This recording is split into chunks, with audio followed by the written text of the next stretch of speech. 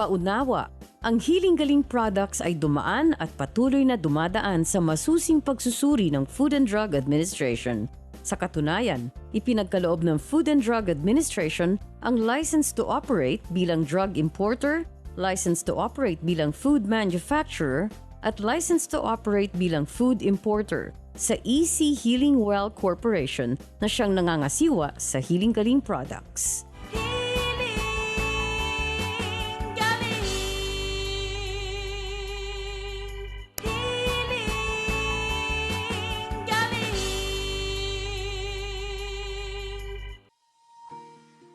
O eto na po mga kapatid, makinig ng mabuti ang mga may pasyenteng may colon cancer.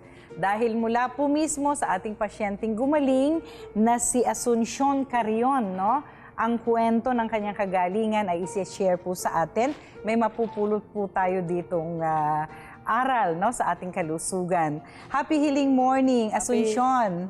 Good morning din po, Doktora. Ang katabi po ni Shoni ay ang kanyang best friend na si Joanne Lingon, no? At malaki po ang role na ginampanan ni Ate Joanne sa kondisyon ni Shoni. Happy healing morning, Joanne. Healing din po, Dok. Paano nalaman dati, Joanne, na may stage 3 colon cancer si Shoni? Bali, 3 days po na hindi po siya madumi. 3 araw sunod-sunod na hindi madumi. Opo. Anong pakiramdam nun, Shoni? Nasusuka po. Nasusuka ka na? Opo. Hindi makakain. Hindi na makakain. Hindi mo ba pinilit umiri sa trono? Umiri po, pero talagang hindi po lumabas. Okay, so after 3 days, ano nang ginawa nyo? 3 araw na ito, hindi dumudumi. Dok, isang araw dumalaw po kami sa mga ate niya, sa kapatid niya. Nakita po siya na ganyan sa yung kuyuktot po siya. Nakabaluktot ka na. Anong Opo. pakiramdam Tapos, na? nakaganyan po siya, Dok. Nakita po siya ng kapatid niya. Na, Kung bakit ganun ang mukha posisyon? niya, opo. Yung sinasabi ba ni Joanne, pag hindi ganun ang posisyon mo, masama ang pakiramdam mo? Opo. So kailangan parang Nakaganon po siya, Dok. liyad na liyad. Yan po, dinala po siya kami sa ospital. Okay, so anong ginawa sa ospital? Yan, ginumpay na po kaagad ng emergency. Kinuha na siya. Ay, may laboratorio nang Opo, ginawa. opo, Okay, yan so na siya. doon na find out. Opo. Nung sinabing stage 3 colon cancer, sinabi ka agad. May ipinasok na aparato doon Opo. sa loob ng bibig hanggang sa lalamunan. Tapos, May... may isinuka ka. Opo. Okay. Madami ba? Opo. Ayan. Maganda mag-describe si Joanne eh. Anong itsura nung lumabas na isinuka ni Shoni that time? Parang alam mo po yung pinaglinisan ng...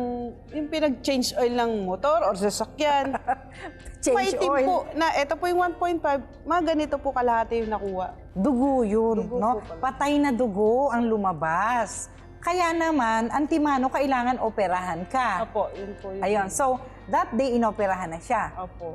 At tinanggal ang mga bukol. Gaano ka mo ang bigat nun? Parang hinawakan mo pa kung gaano kabigat. Kung kikiluhin, higit pa sa kalahating kilo. Mahigit kalahating kilo ang Ang itsura bigat. po ng doktora, ano po, parang alam mo yung tosino?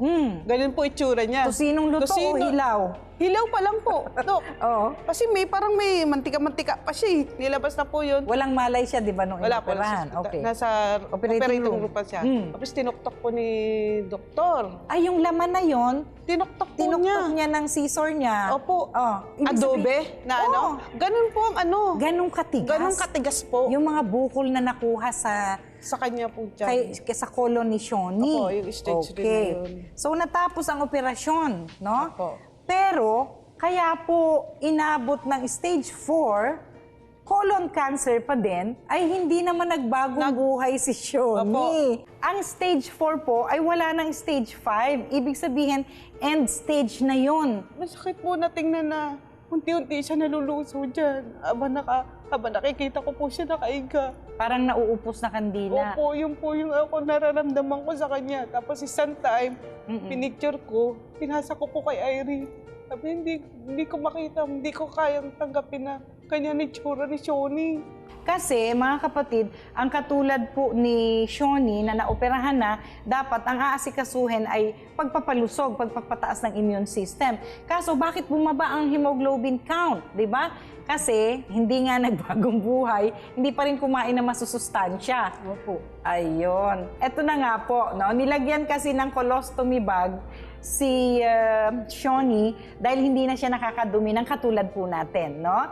Kapag siya po ay may I go out, ay dito na lumalabas sa colostomy bag. Apo, sige, Kasi sige, po, Miran. nung sinilip, nung nag-stage 4 na si Shoni sa kanyang colon cancer, nung sinilip at si Joanne ang sumilip, ano na yung nakita mo? Kalat-kalat na po, Dok. Napakadami ng mga bukol-bukol. Napakarami na po na nananalaytay dun po sa mga bituka-bitukan niya. Bago kayo naghiling-galing, ano ang nakikita niyong lumalabas sa colostomy bag? Wala pang hiling-galing products na intake. Wadalaw pa sa patak na ulan yung kanyang dumi. Kahit na kumakain ka naman. Opo. So, hindi masyadong napupuno ang colostomy bag. Opo. At ilang beses kayo magpalit sa isang araw? Doon sa Minsan po colostomy isang bag? beses lang. Isang beses lang. Alright. So, nakikita nyo na puro dumi lang ang lumalabas. Opo. Eto na po, nung nag-suggest na nga po ang kanilang kaibigan na si Irene, Opo. no, sa Baguio, nadalin mo na sa hiling-galing si Shoni. Nagpunta po sila sa main office at ang ating naturopathic practitioner nga na si Ate Gigi Sarte ang nag-asikaso sa kanila. At nung nagpunta nga po sila sa main office ng hiling-galing, ay nirekomendahan siya ni Ate Gigi ng pag-inom ng tigsa 10 tabletas ng herbal calcutabs. Opo. Taken with warm water Warm after water meals every 1 hour. 3 times a day. Opo. Tapos, Opo. Dok, nag-ano pa po kami ng every 1 hour, 2 glass. 2 glasses ng tubig, warm water every hour. Opo, yun po yung Kasi po suggested. dati nga puro soft drinks ang iniinom ni Shoni. So, unti-unti sa holistic approach, the Healing Galing Way ay binabago na po pati ang lifestyle. So, Opo. 1 to 2 glasses of warm water, naka 2 glasses na binabantayan talaga ni Opo. Joanne. Napakalaking tulong sa iyo noon, Shoni, no? At kasabay ng regular intake ng herbal calcutabs. Opo. Yun po, ang herbal calcutabs po mga kapatid, ang ekspertong herbal ng hiling-galing sa paglinis ng mga toxin sa atay, pagtanggal sa mga bukil, bukol, damukol, pagtunaw sa mga bato sa ating katawan. So napakarami, pati fatty liver, hepatitis condition, pati parasite po, pati bulate, calcutab po ang tawag sa herbal medicine na yan, no? Kaya nirekomendahan din ng herbal serpentina tablet, 6-6 na Opo. serpentina tablets after Opo. meals 3 times a day para doon naman sa infection, no? At yung herbal vitamins B1, B6, B12, pinainom ka rin ng tigsi 60 milligrams ni Ate Gigi Shoni dahil dun sa mga kirot na nararamdaman mo, di ba? Nire-repair yung mga ugat at saka nagkaroon po ng previous operation nga si Shoni nung stage 3 cancer niya, no? Kaya dapat i-repair din yung mga nagkaputol-putol na mga ugat na yon. Nakita yata ni Ate Gigi na sobrang payatot mo nga at yun yung sinasabi mo mukhang kalansay si Shoni noon. Opo. Kaya nirekomendahan kanya ng healing food tablets. Opo. No? Ang healing food tablets ay nakatabletang pagkain lamang, hindi ito gamot, na puno ng kumpletong vitamins and minerals. Napansin mo ba kung may naitulong ang healing food tablets kay Shoni? Healing food tablets ay nakatabletang pagkain lamang, hindi ito gamot, na puno ng kumpletong vitamins and minerals. Napansin mo ba kung may naitulong ang healing food tablets kay Shoni? Malaki po, Dok. Paanong pagbabago ang nakita mo sa kanya? Kahit hindi siya walang ganang kumain, pipilitan siya kumain. Ganun Okay. po. Magana na pong kumain. Gumana Gumana rin na po sa siya kumain. pagkain. Opo. Tapos, sino naghahaplos ng Healing Galing Oil? Ako po, Dok. Ikaw, saan mo siya hinihilutan? Dok, pinsan pag talagang makirot yung ano niya, ayaw po niya magpaano. Magpahawak. Opo, sige, lambingin mo yung sakit mo nang matuluyan ka dyan. Ayo, tama. Dapat po kasing Diba, Doc? higpit ni Joanne ang inyong caregiver. Sabi niya, ako po ang caregiver. Sa mga may sakit po, no, ito, i-take advantage natin itong pagkakataon na to, na katulad ni Shoni. Talaga pong may mga pasyente na kapag may masakit, ayaw nilang pahawakan. Opo. Pero tandaan po ninyo, yung may masakit na yon ay may nangyayari po sa loob. At pag hindi natin po yun tinugunan ng tamang aksyon, lulubha ng lulubha. Ang paghahaplos po ng Healing Galing Oil, initially, kung masakit ang affected area, ay syempre ina-applyan natin ng warm compress muna. Ang kailangan po na pang warm compress dyan sa ganyang kondisyon ay yung may vinegar, no? Yung sa malinis na basin ay ilalagay ang 2 basong mainit na tubig, dadagdagan ng kalahating basong plain vinegar, at doon po ipapa-absorb sa malinis na face towel, no? At kapag na-absorb na po, pipigaing mabuti at dahan-dahang idadampi sa affected area. Yun po, ang kasama ay vinegar dahil may antibiotic properties yun, no? At yung init naman na taglay ng ating pang warm compress ay para mag-open ang skin pores. Pag nag-open na po ang skin pores, pag nilagay natin yung Healing Galing Oil, very gently muna. Kasi pag dumaing ang pasyente, masakit po. Parang haplos ng pagmamahalang talaga na walang diin sa affected area, no? So, banayad ang haplos ng Healing Galing Oil kapag nag-induce na po ng circulation ng dugo, no? At magpuproduce ng oxygen sa affected area. Dahil sa paghaplos ng Healing Galing Oil, sa susunod, pwede nyo na pong diinan yung affected area at hindi na po makakaramdam ng pananakit ang pasyente. Katulad po ni Joanne, hinikayat niya po si Shoni na matigas ang ulo at ayaw pahawakan yung masakit, no? Hayaan po ninyong haplusan ng Healing Galing Oil at nawawala po ang sakit noon. Kapag pumapasok, pag nape-penetrate na po ng stimulation ng Healing Galing Oil, yung affected area. Pero finally, nagpahilot din. Sa tiyaga mo, magkumbinsi sa kanya. O nung hinilutan ka na ng Healing Galing Oil ni Joanne, anong pakiramdam, Shoni? Ano po, gabi niya po ginawa yun. Pagkabukasan po, nawala na yung sakit. O, kita mo? Eh kasi kung antimano, nung una pa lang, pumayag ka, di ba? O, so ngayon, alam mo na ang bisa ng Healing Galing Gumaling Oil. talaga. Gumaling talaga. Opo. Alright, ngayon, nung nagsimula kayong uminom ng herbal calcitab, serpentina, healing food, B vitamins, no? Tuloy-tuloy ang pagdumi mo dito sa colostomy bag. Opo. Anong kakaiba na nakita mo doon? 3 beses. Yun yung kulay brown, malagnaw. Ay, ito palang tagalinis. O, ano nakita mo, Joanne? Colostomy bag. Iisipin mo, bito ka lang ng isda to. Parang bitukan ng isda. Ang lumabas. Hindi yung dumi. masangsang. Hindi pupo. Hindi masangsang. Masangsang po siya. Parang bituka ng Masangsang kasi merong patay na dugo na lumalabas. Pero parang bituka. May laman ka bang nakita? Meron po, Dok. Ayun. Na matigas-tigas. Matigas-tigas. Pag ginanon ko, yung una Pinisil mo yung matigas na maitim. na ganito po yung kaliit. Ganyan lang kaliit, parang sa liliit. Pero pag ano mo, matigas po. Parang alam mo Pinindot mo pa parang siya. mani na ano. Oo. Pero Bukol na yun. po. Ilang ganun ang nakita mo? Yung una Ilang po. beses. Maraming beses na po, Maraming Dok. lumabas na ganon. Tama ba yung kinuwento ni Joanne na 3 araw? Opo. 3 araw na puro dito sa colostomy bag. Tapos, hindi ka ba nagtaka bakit sa puwet na lumalabas? Yung mga po, nagtaka nga po ako, doktora. Okay. So, lahat ng mga lason po sa katawan, pag kumakain ng detox protocol diet ng Healing Galing preparation, inilalabas po ang basura. At sa hindi inaasahang pagkakataon, ay naunahan po ni Shoni na makita yung resulta na normal na sa puwet na dumudumi at hindi na kailangan yung colostomy bag actually. Diba?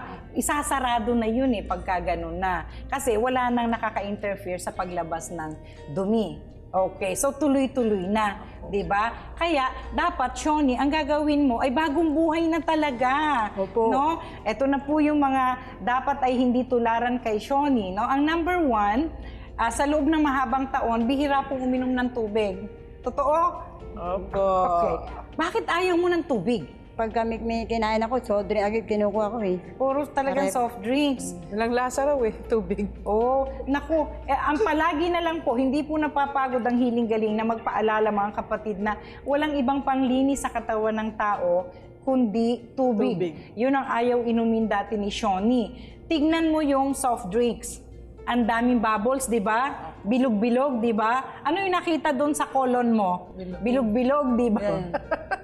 Puro bula, puro soft drinks. Okay, isa lang po yon. Dagdag pa, kung napakadalas ang consumption natin ng mga pagkain na mataas sa acidity at mataas sa uric acid, lalo na sinasabayan ng mga fermented foods, yun po ang nangyayari. Kasi, mahilig din sa prito. Si Shoni. Opo. Ayaw mo ng masabaw. Yung mga ginataan dati, mahilig ka ba? Opo. Naku po, okay. Ang ginataan po ay mataas sa uric acid. Oh.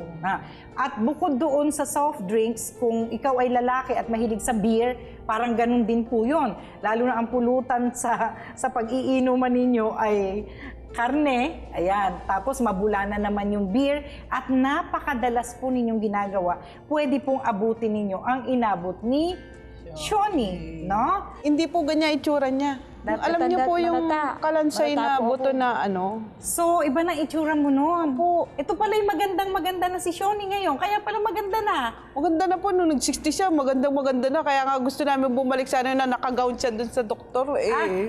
Kasi sabi ni Doc, hindi naaabuti ng Opo. birthday niya. O ngayon, nakatapos na ang birthday mo, di ba? Opo. Happy 60 healing na years old kami. ka na. Congratulations. Napakagandang ano po ito, na larawan ng BFF. Ayan.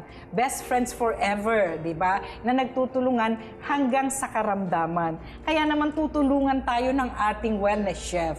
Itutulong niya ang kanyang masarap na recipe. Siyempre tayo dito sa Healing Galing Family, nagtutulungan yung kaibigan mo na si Irene, di ba?